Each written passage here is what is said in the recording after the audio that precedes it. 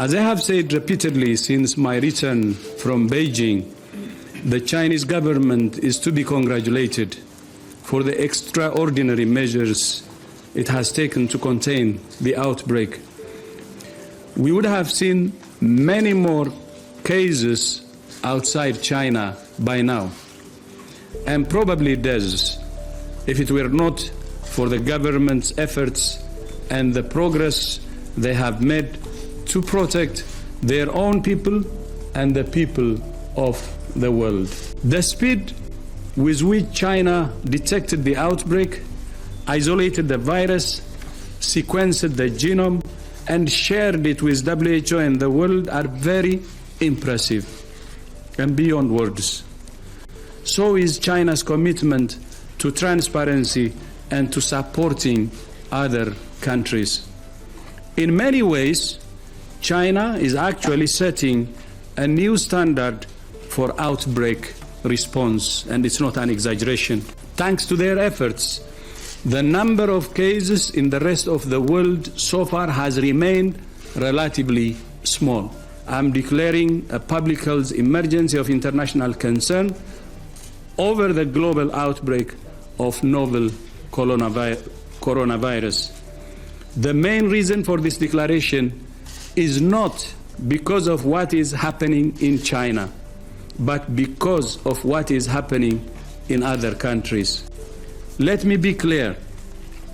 This declaration is not a vote of no confidence in China. On the contrary, WHO continues to have a confidence in China's capacity to control the outbreak. I'll repeat this. Let me be clear. This declaration is not a vote of no confidence in China. On the contrary, WHO continues to have confidence in China's capacity to control the outbreak. As you know, I was in China just a few days ago, where I met with President Xi Jinping. I left in absolutely no doubt about China's commitment to transparency and to protecting the world's people. There is no reason for measures that unnecessarily interfere with international travel and trade. So WHO doesn't recommend limiting transfer or trade and movement. We're all in this together, and we can only stop it together. This is the time for facts, not fear. This is the time for science, not rumors. This is the time for solidarity, not stigma. I thank you. Declaration of a fake should certainly not be seen as a manifestation of distrust in the Chinese authorities and people, which are doing tremendous efforts on the front line of this outbreak with transparency. First one, to your knowledge, what are the most extreme measures that some other countries may execute against China after the release of the decision? And how will WHO respond to it, to these drastic measures? As I said it earlier, we should have actually expressed our respect and gratitude to China for what it's doing.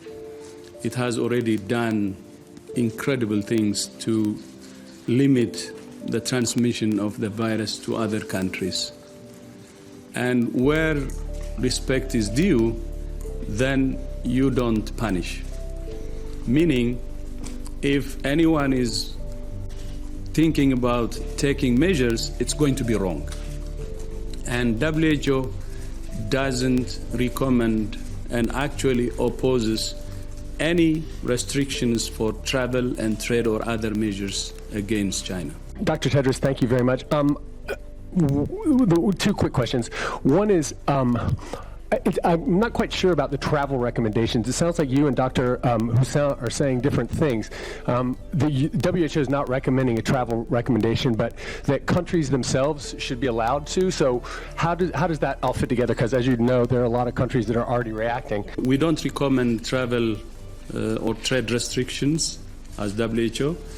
And what I said and what Professor Usa said are actually the same. I think visiting China was a very important one, which is not a new one. Of course, I did it many times to other countries where there was outbreaks and so on. This one was special because I was able to learn many things from what China is doing. And I'm very confident by what they're doing. I have seen the capacity, and I believe that they will control this outbreak as soon as possible. They have all the capacity that needs. But not only what they're doing is protecting their people, but I know from the figures also, you know that it's protecting the rest of the world. Outside China, we only have 98 cases and no deaths.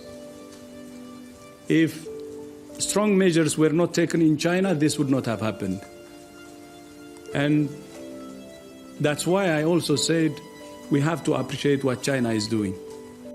And this declaration is not actually because China is not doing what it can. It's actually doing more than China is required to do. This is to protect especially countries with weaker health system and to prepare for that. And for your information, during my discussion with the president and other officials, they're willing to support countries with weaker health systems with whatever is possible. I think that is why I said in my speech earlier, in many ways, China is actually setting a new standard for outbreak response. These travel restrictions, under the declaration of a public health emergency of international concern, this declaration will provide to WHO the possibility to question such measures, which already have been taken by some countries. Why did you take this decision? Why? What is the science supporting this decision? Could you reconsider this decision? And we suggested to WHO that WHO should inform the world about transparency concerning these measures, which should not constitute an example to follow, but a decision to reconsider.